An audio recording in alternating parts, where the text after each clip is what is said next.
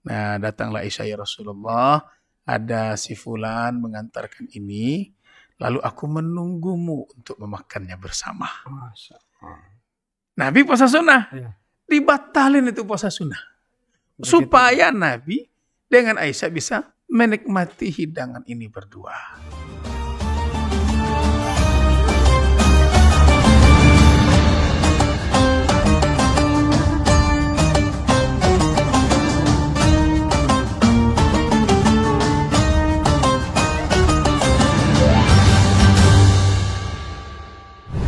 Assalamualaikum warahmatullahi wabarakatuh. Alhamdulillahilladzi amsayna ala fitratil Islam wa kalimatil ikhlas wa ala dini nabiyina Muhammadin sallallahu alaihi wasallam wa ala millati abina Ibrahim hanifa wa makana minal musyrikin. Ashhadu an la ilaha illallah wahdahu la syarika lah wa ashhadu anna Muhammadan abduhu wa rasuluh la nabiyya ba'da amma ba'd. Para pemirsa CBS TV di mana saja berada, alhamdulillah bertemu lagi bersama kami di channel podcast Ramadan Insan Cendekia Boarding School. Insya Allah untuk 1 bulan ke depan di bulan Ramadan tahun 1443 Hijriah ini kita akan menyajikan dakwah, syiar-syiar dakwah yang lebih inovatif melalui podcast Ramadan ICBS TV ini dengan menghadirkan ustadz-ustadz yang insya Allah sangat berkompeten di bidangnya yang akan menguraikan kepada kita hasanah-hasanah keislaman serta wawasan-wawasan keilmuan dalam rangka menjalani hidup kita sehari-hari di tengah keluarga dan lingkungan masyarakat. Pada sore hari ini alhamdulillah telah hadir bersama kita Ustadz Okta Peldi Andika LCMH. Assalamualaikum Ustadz Peldi.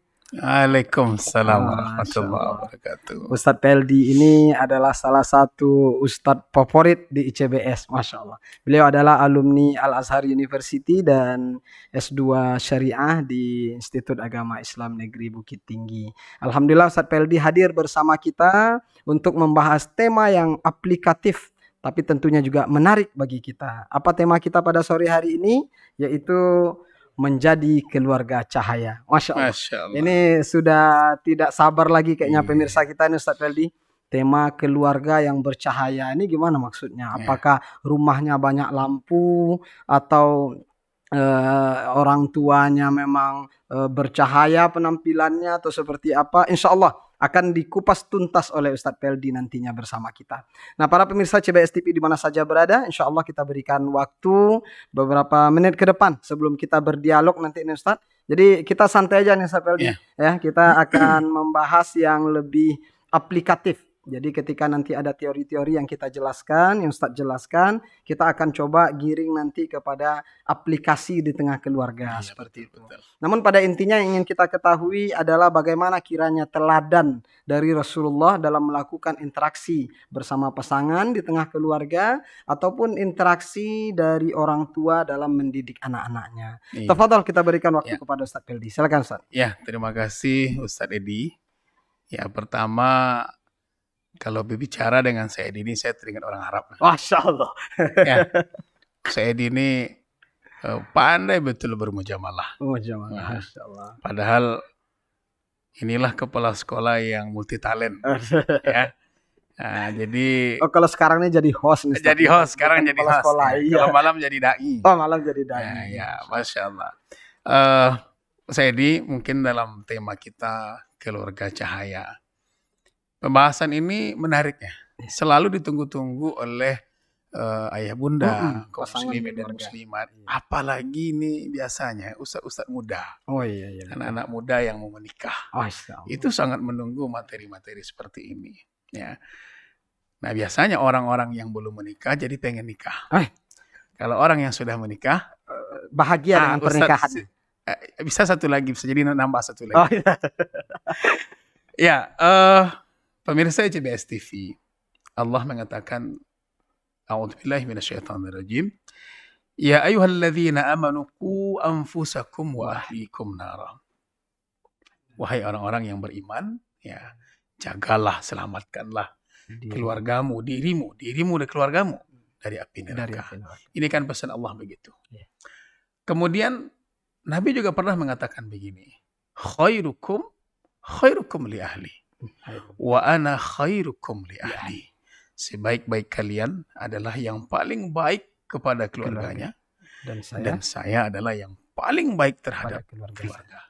Jadi kita mencontoh Nabi. Sudah jelas itu jadi Jelas. teladan kita. Jadi nggak ada lagi contoh yang lain. Harga mati. Harga mati. Laqad kana lakum fi Rasulillahi uswatun hasanah.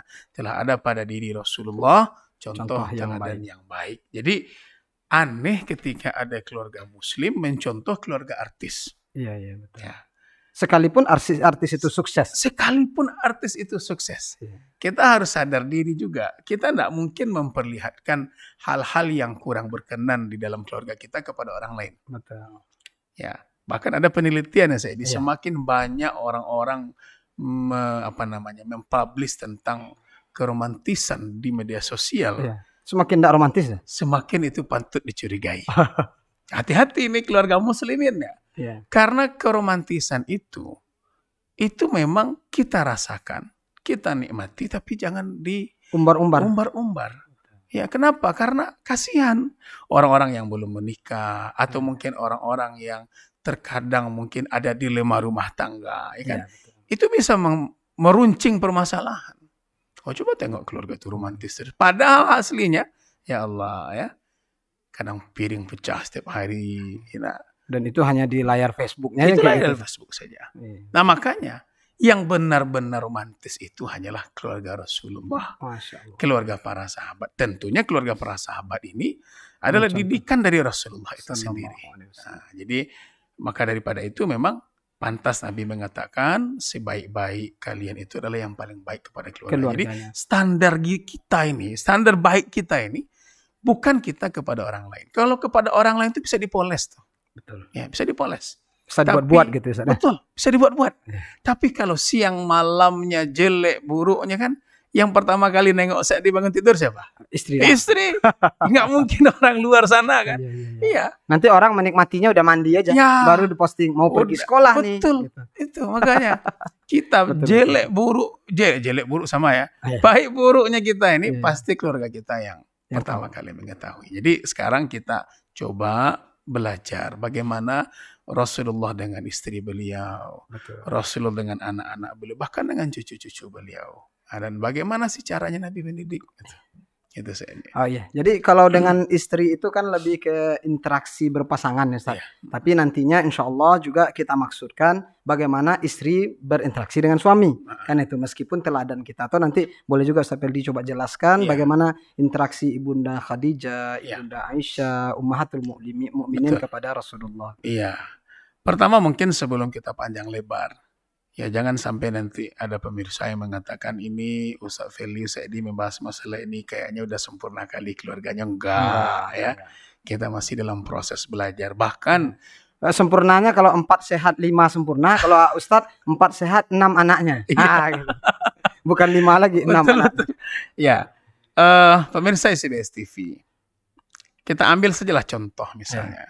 Dalam hadis Rasulullah mengatakan, la yadkhulul jannata dayus. Tidak masuk ke dalam surga laki-laki atau suami yang dayus. Ya. Sahabat bertanya, ya Rasulullah, dayus itu siapa?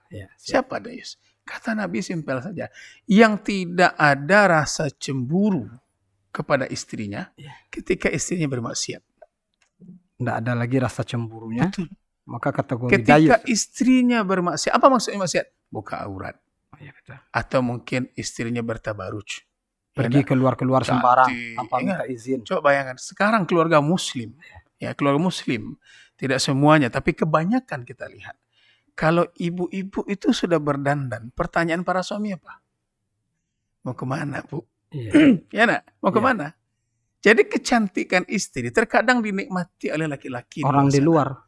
Dinikmati suami orang. Laki-laki sana. Kita nggak sadar tentang hal ini. Betul. Ya.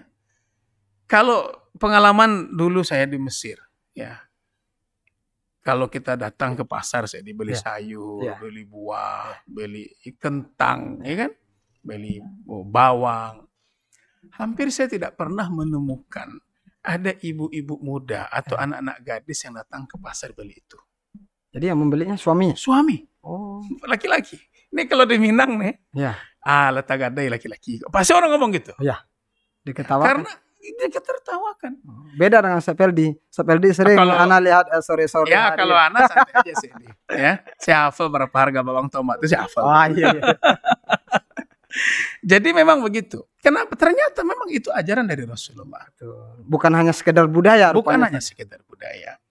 Kemudian kita lihat juga Rasulullah. Kita sering ya sering kita mengatakan tidak ada waktu, kita sibuk. Ya, taruhlah kita sajalah contoh di sekolah. Pagi kita ada pergi, ya nak. Kemudian kita pulang sore, letih, capek. Kita boleh mengatakan letih. Insya Allah letih kita lillah, betul. Ya. Tapi bukan berarti tidak ada waktu untuk keluarga, untuk istri, ya kan, untuk anak. Ya. Nabi saja, ini orang yang paling sibuk di atas dunia. Perang beliau pemimpinnya. Pemerintahan beliau pemimpinnya. Bahkan taktik perang tuh beliau juga. Masjid beliau ketua. Beliau ketua. Ya, ibarat takmirul masjid beliau. Ya, nak, pemimpin perang beliau, presiden beliau, yang mengajar beliau. Siapa sih yang lebih sibuk dari Nabi? Tapi Nabi istrinya berapa? 11. Ya kan? Ya. Ada satu Ummu Walad yang Maria Kiptiah. Ya. Nabi selalu punya waktu untuk istri-istrinya. Kita satu istri pun kadang susah cari waktu. Makanya jangan berharap menambah sedih. Satu aja kita susah mencari waktu. Anak paling 2-3 susah cari waktu. Ya, betul. Tapi Nabi Masya Allah, sesibuk-sibuk beliau selalu ada waktu untuk istri. Kapan waktu Nabi dengan istri-istri beliau? Kalau kita baca riwayat-riwayat, itu setiap habis asar, itu dengan istri-istrinya kumpul Nabi itu. Kalau hari ini Nabi di rumah Aisyah, maka istri-istri yang lain berkumpul di rumah Aisyah.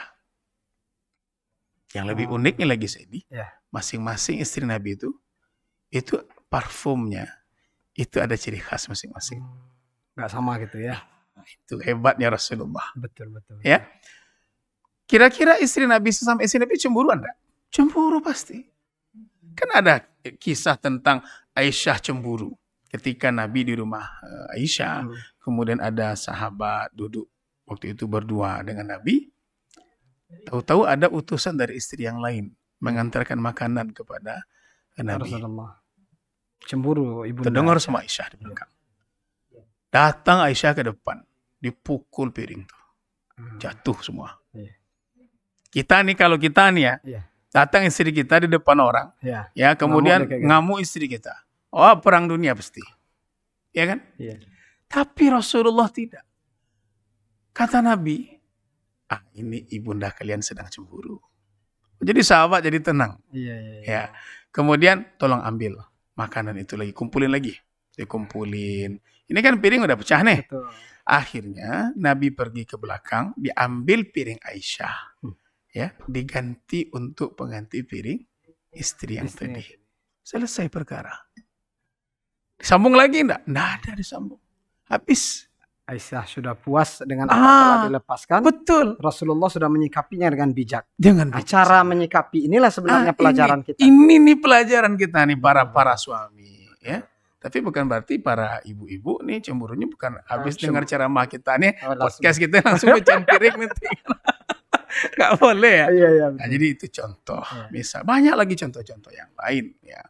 Nah, itu saya di. Oke, baik. Kemudian kalau berbicara tentang interaksi pasangan ini Ustadz, itu tadi kan pola yang kurang inilah ya dari Ibunda Aisyah kepada Rasulullah, sikap yang ditunjukkan atas kecemburuannya. Kalau sikap yang ditunjukkan atas dukungannya dengan dakwah terhadap dakwah yang dilakukan oleh suaminya. Betul, ya. Seperti apa? Artinya interaksi istri kepada suami lagi. Betul. Ummu Salamah. Ya, Ummu Salamah salah satu ummul mukminin. Itu pernah ketika Nabi melakukan perjalanan umroh. Ya.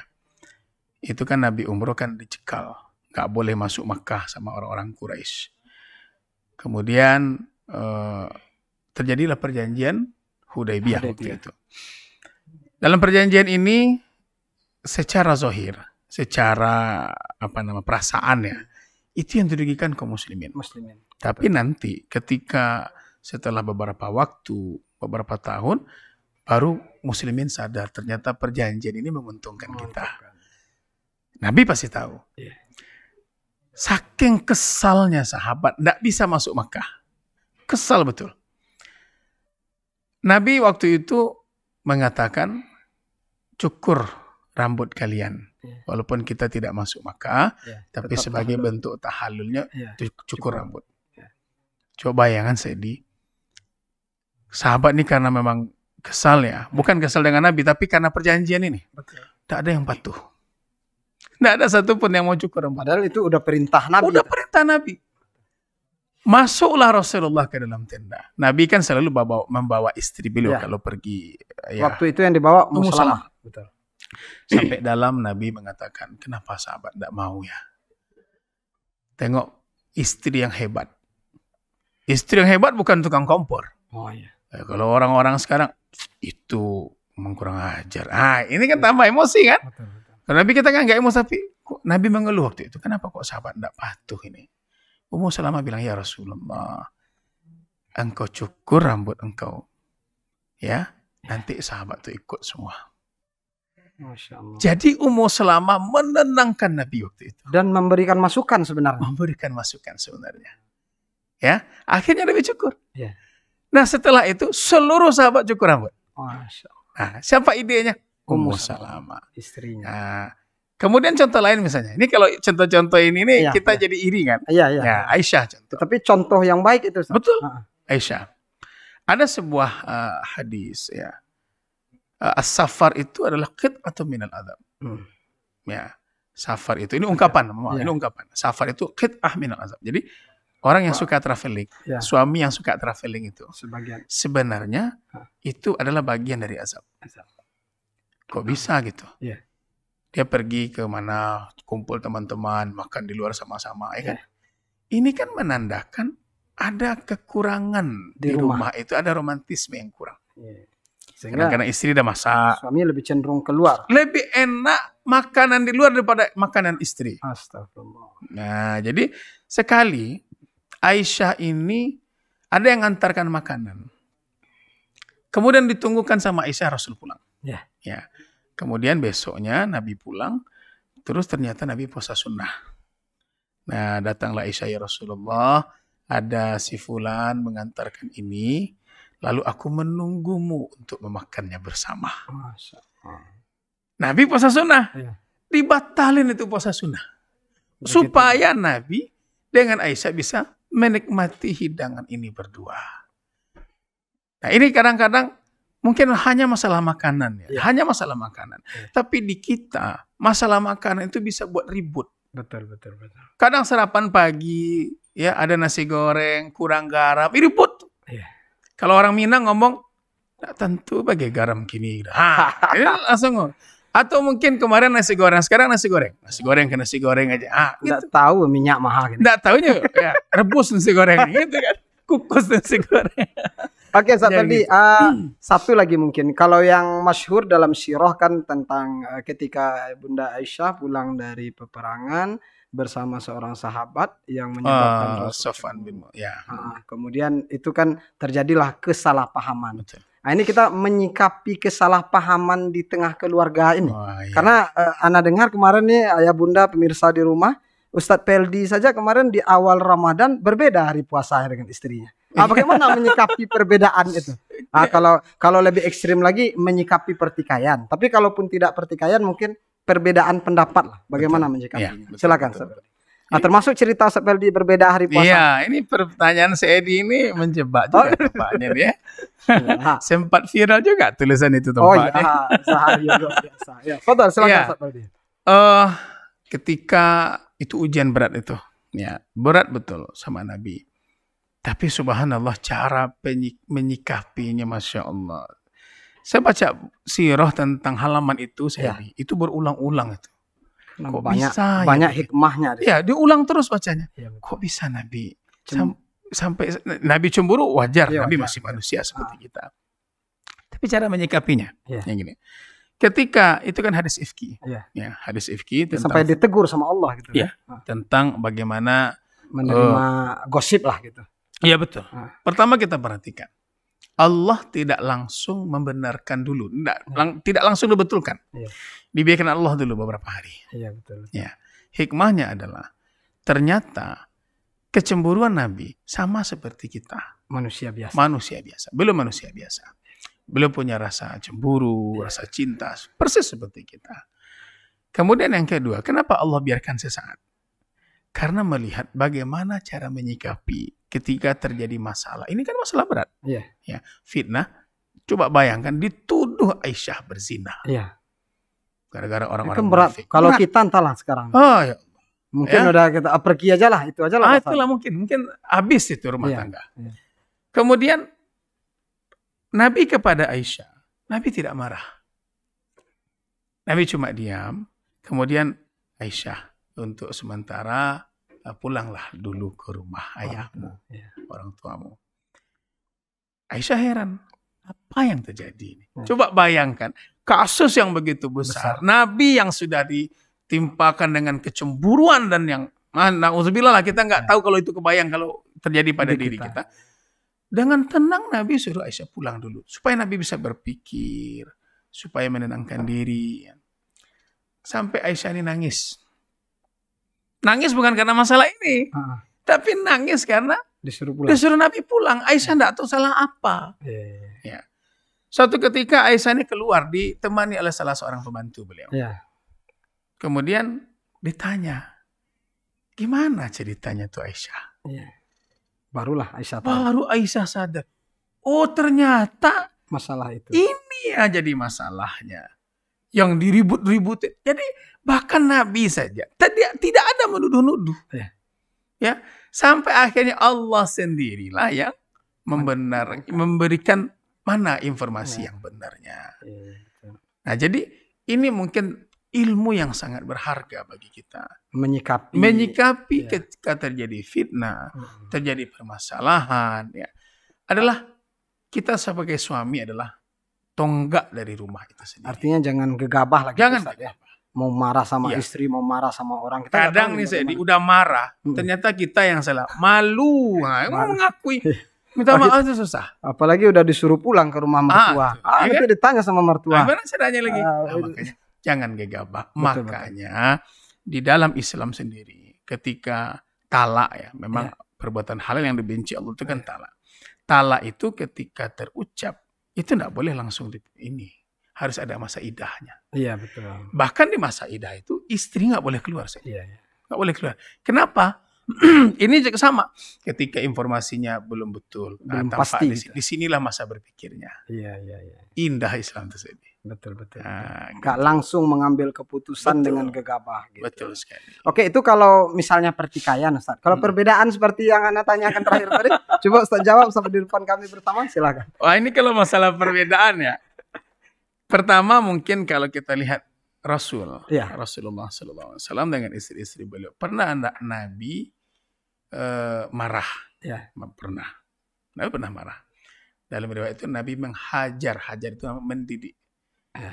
Jadi ada kisah tentang istri-istri Nabi meminta kenaikan nafkah.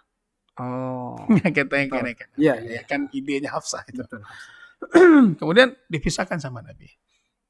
Nah, itu cara Nabi ini. Tapi ini bukan berbeda ya. Kalau perbedaan. Contohnya nih, Ustaz, perbedaan kalau yang lazim di zaman sekarang. Ayahnya ingin anak masuk tentara. Ibunya ingin anak kuliah dan menjadi kalau hafiz dalam Quran. riwayat, kalau berbeda, kalau itu dengan Nabi nggak ada. Nggak ada. Kalau kita baca. Sebaiknya kita menyikapi perbedaan itu gimana, Ustaz? Kalau perbedaan, kalau kita contoh, jadi perbedaannya apa dulu? Itu dulu. Contoh, kalau masalah anak lihat kita cerita esensi nanti. Perbedaannya. Contoh misal, kalau masalah puasa ini pertanyaan saya terhadap anak dengan istri Ustazah Ismarni ya. Iya. Ustazah Ismarni ini orang hadis. Dia orang hadis. Dia berpegang ke dia tamatan Azhar jurusannya hadis. Ustaz Peldi orang fikih. Tamatannya syariah. Masya Allah. Jadi ketika ini payah ketemu kabarnya nih antara ulama hadis dengan ulama fikih. Betul sekali. Ya. Jadi anak-anak tuh yang di Mesir juga sering tuh. Iya. Nah, kalau anak-anak masuknya jurusan syariah, Ustazah Ismarni nanya, kok anak-anak banyak masuk jurusan syariah? Ini kayaknya lobby abi ini katanya. Jadi kemarin ketika Awal khilafiyah awal Ramadan, ya, kami diskusi panjang sekali, buka kitab. Kan di situ berarti perbedaan itu harus juga diawali Apa dulu? diskusi. Betul, diskusi. Saya buka kitab, Iya. Anda buka kitab, kadang kitab yang sama. Iya. Ya, ketika Anda mengatakan kalau Habimi memang ru'yah, Iya. ru'yah. Iya. Nah, apapun walaupun sudah jelas hisab masuk waktu, Betul. ya kan, setiap hari kan jelas itu karena ilmu hisab kan, Iya. pergantian hari ya. Tapi khusus Ramadan ada hadis khususnya, yaitu ru'yatul hilal. Ya, ru'yatul hilal. Iya. Sumul Nah, ru'yatul. kalau sehari beda lagi. Bulan itu katanya, tampaknya bulan itu, ini saat itu kan hisabnya kan belum ada lagi, Iya. ya kan. Jadi intinya panjang Sedi. Jadi akhir dari cerita dan diskusi kami Saling menerima. sambil minum teh dan kopi Sedi adalah Abi ridhoi Umi besok puasa. Nah itu aja. Iya. Ayo Itu selesai. dia. Itu. Anak-anak Tapi tetap berikan ruang diskusi gitu saya. betul dan Sama indah, betul. kalau di dalam sirah Nabi Ibrahim ketika Rasulullah Ibrahim alaihissalam meninggalkan Siti Hajar Siti di tengah Hajar. padang tandus, kan ditanya juga sama Hajar, nggak ada masalah, Iya. bukan protes.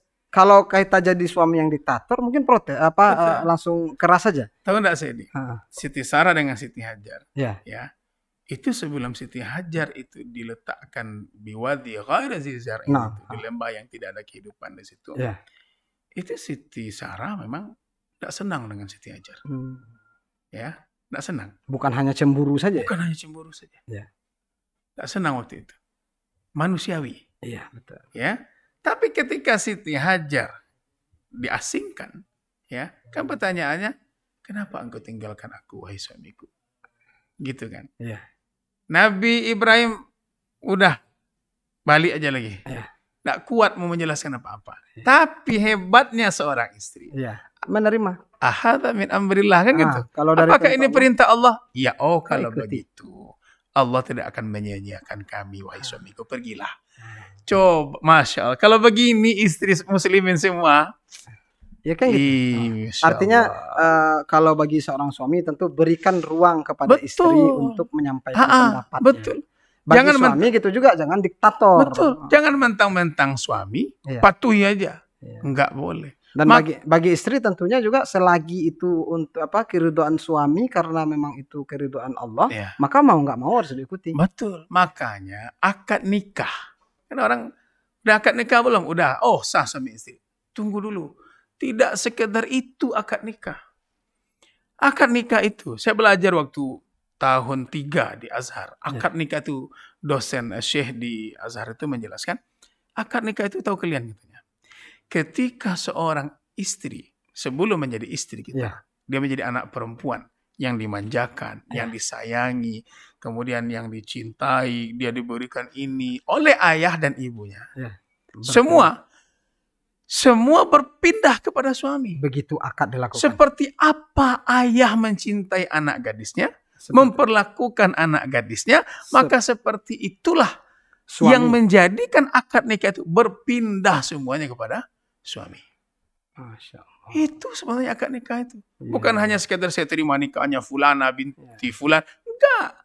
Semua perlakuan kepada anak gadis itu berpindah sekarang. Itulah kenapanya ada perintah kalaulah seorang perempuan, seorang istri ini boleh sujud kepada selain daripada Allah, maka disuruh dia sujud kepada suami. Karena memang seperti itu harusnya suami memperlakukan seorang istri. Gitu, baik, alhamdulillah luar biasa pembahasan kita bersama Ustadz Peldi. Intinya ketika interaksi dan komunikasi antar suami dan istri itu bisa terjalin dengan baik, maka di situ akan muncul cahaya Allah di dalam keluarganya, gitu Ustadz ya, akan menjadikan keluarga lebih bercahaya. Kayaknya karena waktu berbuka juga sudah hampir masuk Ustadz, jadi insya Allah akan kita undang kembali Ustadz Peldi dengan tema yang sama kayaknya nih, karena belum terbahas, yaitu interaksi orang tua dengan anak lagi. Betul. Nah, insya Allah di hari yang lain nanti kita akan coba diskusikan dan memberikan pencerahan secara aplikatif kepada para pemirsa ECBS TV, ayah bunda beserta seluruh ananda keluarga besar Insan Cendekia Boarding School di mana saja berada. Mungkin pada hari ini kita cukupkan demikian. Kita ucapkan terima kasih kepada Ustaz Peldi atas kehadirannya, memberikan wawasan, ilmu dan pengalamannya kepada kita. Ini pengalaman menghadapi perbedaan tadi sangat-sangat berharga. Jarang loh di antara keluarga yang ada berbeda menentukan sikapnya dalam, ya sebenarnya nggak masalah Ustaz Peldi. Iya, Tadi karena udah masih khilafah yang mu'tabarah. yang khilafah yang Sama-sama ada mu'tabarah. dasarnya. Tapi kalau yang wajib nanti di sholat fardu sholat isya 1 4 rakaat, 1 3 rakaat ya tidak bisa. Itu nggak bisa. Baik, itu saja. Terima kasih kami ucapkan sekali lagi kepada para pemirsa CBS TV di mana saja berada. Mudah-mudahan bermanfaat bagi kita. Kita akhiri alhamdulillahirabbil alamin. Subhanaka Allahumma bihamdika asyhadu an la ilaha illa anta astaghfiruka wa atubu ilaik. Wassalamualaikum warahmatullahi wabarakatuh.